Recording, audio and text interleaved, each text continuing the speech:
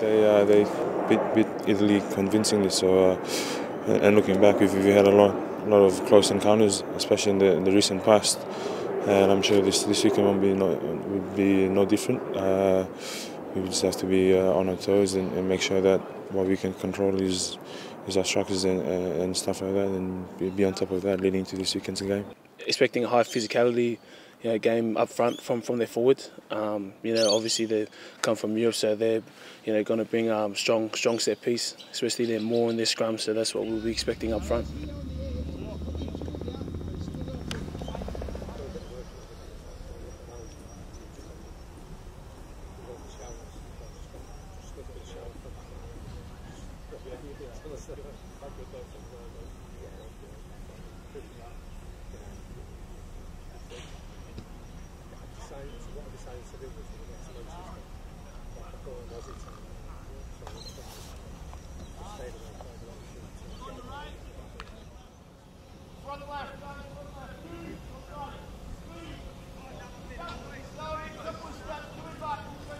Syria this week, a team that we know quite well now. It's always a close game with them, a couple of points in it. What do we need to do to get over that game line and get a good result on Saturday?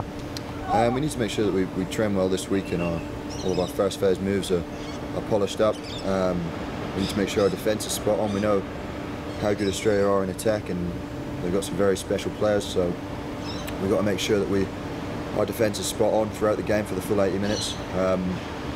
And we need to make sure we win that kicking battle as well, so our kick chase needs to be spot on. We've got some great counter-attack players too.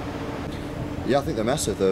You're around the boys 24/7, so it's great just to catch up with people that you wouldn't usually catch up with and find out a bit more about each other and go out for coffees and dinners and all sorts, just to really get that togetherness, which I think is really important. And obviously the games are massively important as well, so to have good training weeks, 2, 3, 4 days training every week together really makes a difference, and I think it really cements the squad.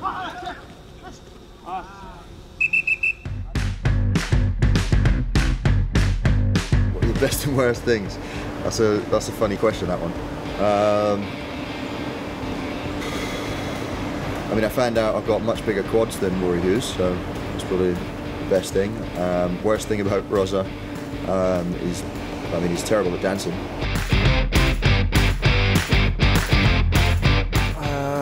Best thing, he's fairly chilled.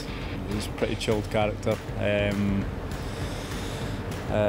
He gets been in bed pretty early, which I like.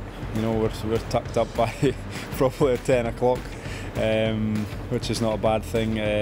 Worst thing, he's actually, might be surprised, a pretty bad snorer. Which normally to the big guys, the front rowers are always complaining about snoring. Finn can make a bit of noise.